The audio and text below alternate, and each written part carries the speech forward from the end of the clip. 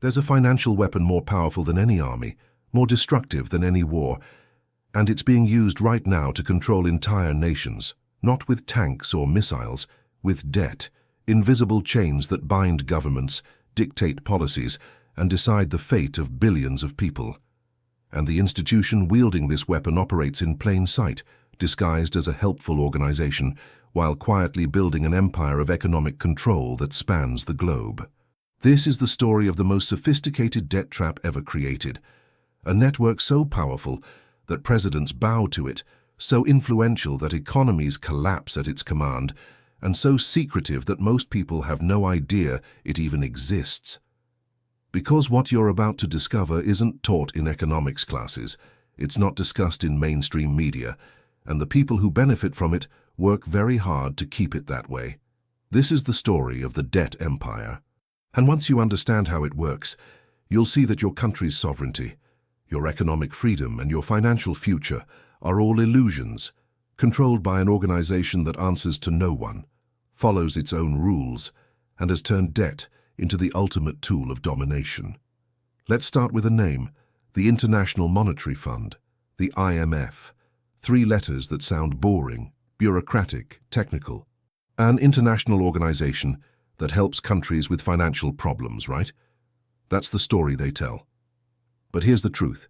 The IMF is the enforcement arm of a global debt cartel, and its real purpose isn't to help nations, it's to control them. The IMF was born in 1944 at Bretton Woods, the same conference that created the modern financial system. On paper, its mission was noble: provide emergency loans to countries facing economic crisis, stabilize currencies, promote global trade. Sounds reasonable, but from the very beginning, the IMF had a darker purpose. It was designed to ensure that developing nations would remain perpetually dependent on Western capital, perpetually in debt, perpetually under control. Here's how the trap works. A country faces an economic crisis, currency collapse, debt default, trade imbalance. Doesn't matter. They're desperate. They need money fast, or their economy implodes. So they go to the IMF. And the IMF says, yes, we'll help you. We'll give you billions in loans. But there are conditions. Always conditions. These conditions are called Structural Adjustment Programs, or SAPs, and this is where the empire shows its teeth. The IMF doesn't just lend money, it demands control. It forces governments to restructure their entire economies according to IMF specifications, cut government spending, slash social programs, privatize state-owned industries, open markets to foreign corporations, devalue currency, raise interest rates, fire government workers, eliminate subsidies on food, fuel, and medicine. Every single policy designed to extract wealth from the country and transfer it to foreign creditors and multinational corporations. And the country has no choice. If they refuse the conditions, they don't get the loan, and without the loan, their economy collapses immediately. So they accept, they sign away their sovereignty, and the debt trap closes. Because here's the secret. IMF loans don't solve the crisis. They make it worse. The austerity measures destroy the domestic economy. Unemployment explodes, poverty spreads, social services collapse, and the debt? It grows. Because the loans come with interest, high interest, and the economy is now too weak to generate the revenue needed to pay it back. So the country goes back to the IMF for another loan, and the IMF says yes, but the conditions are even harsher now. More cuts, more privatization, more foreign control, and the cycle continues. Debt piling on debt, austerity crushing the population, wealth flowing out of the country and into the hands of international creditors. The nation is trapped, sovereign in name only, actually controlled by the IMF and the network of banks and institutions behind it. This isn't theory. This is documented reality. Since 1980, the IMF has imposed structural adjustment programs on over 100 countries. Every single one followed the same pattern. Loans, conditions, austerity, crisis, more loans, harsher conditions. And in every case, the result was the same. The rich got richer, the poor got poorer, and the country lost control of its own economy. Let's look at real examples. Argentina. In the 1990s, Argentina was the IMF's star student. They followed every recommendation, privatized everything, opened their markets, pegged their currency to the dollar exactly as the IMF wanted. And the IMF praised them, held them up as a model for the developing world. Then in 2001, the economy imploded, the currency collapsed, banks froze accounts, unemployment hit 25%, poverty exploded, half the population fell below the poverty line overnight. And the IMF? They blamed Argentina for not following the program strictly enough, demanded even harsher austerity as the condition for new loans. Riots erupted. The government fell. And Argentina spent the next 15 years trying to escape the debt trap. Greece. In 2010, Greece faced a debt crisis. The IMF stepped in with a massive bailout, 110 billion euros. But the conditions were brutal. Cut pensions, slash public sector wages, fire hundreds of thousands of government workers, sell off state assets to foreign buyers, raise taxes on an already struggling population. The Greek people protested. They elected governments that promised to resist, but the IMF didn't care. Accept the terms or we pull the money and your banks collapse tomorrow. Greece had no choice, they accepted, and the economy contracted by 25%. Unemployment hit 28%, youth unemployment reached 60%, suicide rates doubled, an entire generation destroyed, and the debt still hasn't been repaid. Greece remains under IMF supervision, a supposedly sovereign European nation controlled by unelected technocrats in Washington. But Argentina and Greece are just the visible cases. The IMF's empire extends far deeper, into countries most people never think about. Countries where the debt trap has been operating for decades, extracting wealth, crushing development, and ensuring perpetual dependence. Let's talk about Africa. Because Africa is where you see the full horror of what the IMF really is. In the 1980s, Africa faced a debt crisis. Decades of loans from Western banks, often for projects that benefited foreign companies more than local populations, came due. Most African nations couldn't pay, so the IMF offered a solution: debt restructuring, new loans to pay off old loans, but with conditions, structural adjustment programs specifically designed for Africa. And those conditions devastated the continent. The IMF forced African governments to cut spending on health and education. Clinics closed, schools shut down. User fees were introduced for basic services that had been free. The poorest people who needed healthcare and education the most were priced out of access. Child mortality rates increased. Literacy rates stagnated. Entire generations lost opportunity because the IMF demanded austerity to service debt to Western banks. The IMF forced African nations to abandon food self-sufficiency. For decades, African countries had focused on growing food for their own populations. The IMF said no. Grow cash crops for export instead. Coffee, cocoa, cotton. Crops that earned foreign currency to pay debt. But this meant importing food that African farmers had previously grown themselves. And when global food prices spiked, as they did in 2008 and 2011, millions of Africans faced starvation. Not because of drought, not because of war, because the IMF had restructured their economies to prioritize debt repayment over food security. The IMF forced privatization of state assets. Water systems sold to foreign corporations who raised prices so high that poor families couldn't afford clean water. Electricity grids sold off, leading to rate hikes and service cuts. Mining rights handed to multinational companies who extracted resources, polluted land, and sent profits overseas while leaving communities impoverished. This wasn't development. This was looting. Sanctioned, organized, and enforced by the IMF. And here's the truly evil part. The debt never goes away. African nations have paid back far more than they originally borrowed. In many cases, they've paid 3, 4, 5 times the principal. But because of interest, because of refinancing, because of new loans to pay old loans, the debt keeps growing. It's designed to be unpayable. Because an unpayable debt is a permanent lever of control. Zambia is a perfect example. In 2020, Zambia defaulted on its debt. Not because of corruption or mismanagement, but because copper prices collapsed during the pandemic, and Zambia's economy, restructured by the IMF to focus on copper exports, had no resilience. The IMF stepped in with a new program: more austerity. Cut the fuel subsidy that kept transportation affordable.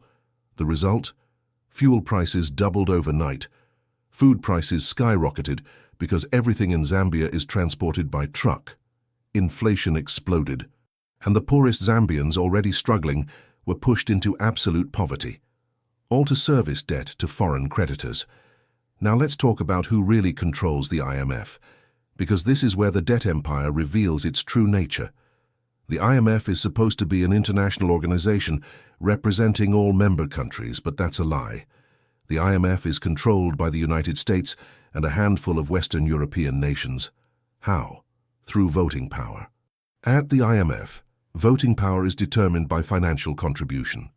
The more money a country contributes, the more votes it gets, and the United States contributes the most.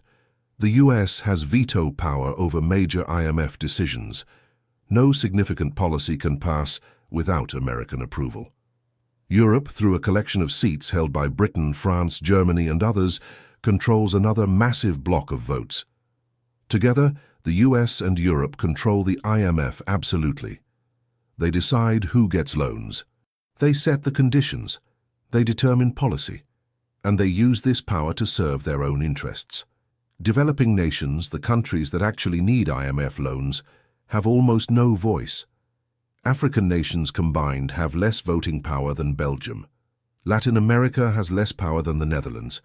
Asia, home to 60% of the world's population, has less than 20% of IMF votes. The system is rigged. The IMF pretends to be a global institution, but it's actually a tool of American and European financial dominance. And behind the IMF, pulling strings, are the Wall Street banks. Because the IMF doesn't lend its own money. It borrows from capital markets, from the big banks, and then relends to countries in crisis. And those banks make money on every transaction. When a country takes an IMF loan, the money flows through JP Morgan, Goldman Sachs, Citibank. They collect fees. They charge interest. And when the country inevitably struggles to repay, they profit again by buying up distressed debt at pennies on the dollar, and then demanding full repayment. This is why the IMF always protects creditors, never debtors.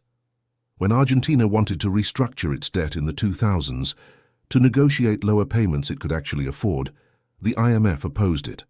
Why? Because debt restructuring meant banks would take losses, and the IMF exists to ensure banks never lose. Countries collapse, populations suffer, but bank profits are sacred. There's a term for this: financial imperialism. It's conquest without armies. Instead of invading a country and ruling it directly, you lend it money, trap it in debt, and use that debt to control its policies. You force it to open its markets to your corporations.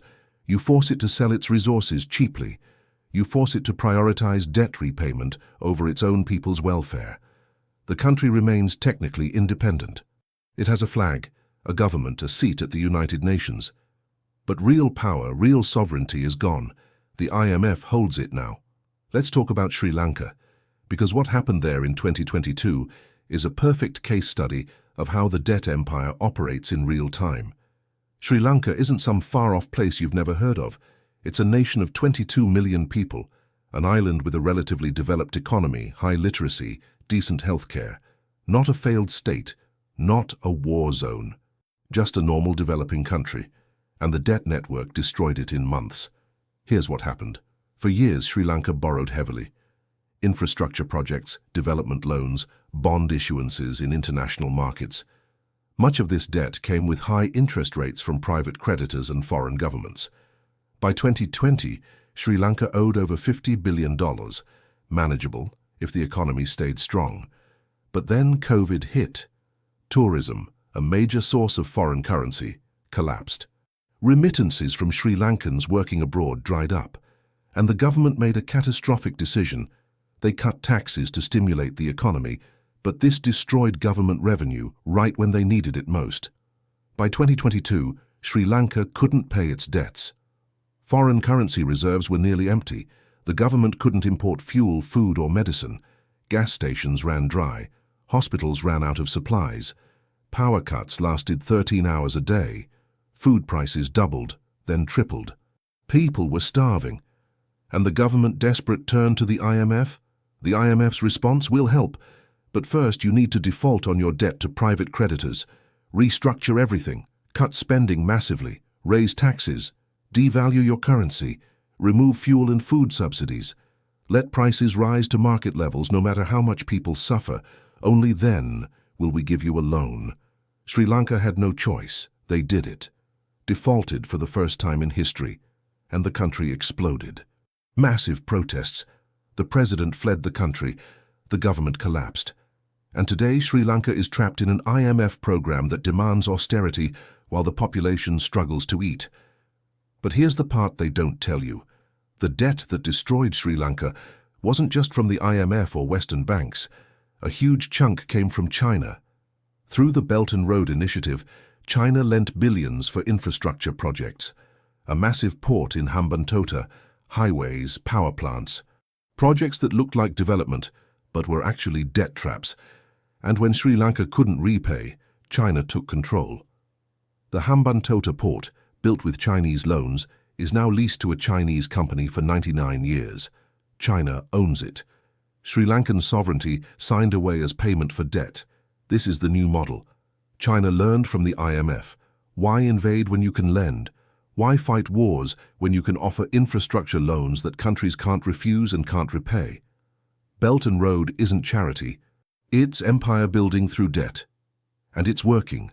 Pakistan, Kenya, Malaysia, dozens of countries now owe China more than they can pay. And slowly, quietly, China is collecting.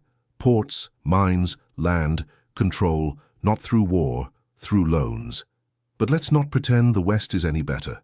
While China uses Belt and Road, the US and Europe use the IMF and World Bank to achieve the same goal. Control through debt. The only difference is packaging. China offers infrastructure loans directly. The West offers emergency bailouts with conditions. Both create dependency. Both extract wealth, both destroy sovereignty. The debt empire isn't East or West. It's a system. And every major power is using it. Now here's where it gets darker. There are countries that tried to resist, that said no to the IMF, no to structural adjustment, no to foreign control, and what happened to them is a warning about how far the empire will go to maintain power. Let's talk about Jamaica in the 1970s. Michael Manley, Jamaica's prime minister, tried to build an independent economy. He nationalized bauxite mines, refused IMF conditions, and aligned with non-aligned movement countries. The result? Economic warfare. The US cut aid, investors pulled out, the CIA funded opposition groups, capital flight destroyed the currency, and Jamaica was forced back to the IMF, accepting even harsher terms than before. Let's talk about Chile in the early 1970s. Salvador Allende, democratically elected, tried to nationalize copper mines and redistribute wealth. The US, working through the CIA and international banks, strangled Chile's economy, cut off credit, funded strikes, created shortages, and then backed a military coup that killed Allende and installed Pinochet, a dictator who immediately opened Chile to foreign investment and IMF programs. Thousands were tortured and killed. But the debt empire got what it wanted: control. This is the pattern. Countries that resist face economic warfare. Sanctions, credit freezes, capital flight, currency attacks. And if economic pressure isn't enough, there are coups, assassinations, regime change. Because the empire doesn't tolerate independence.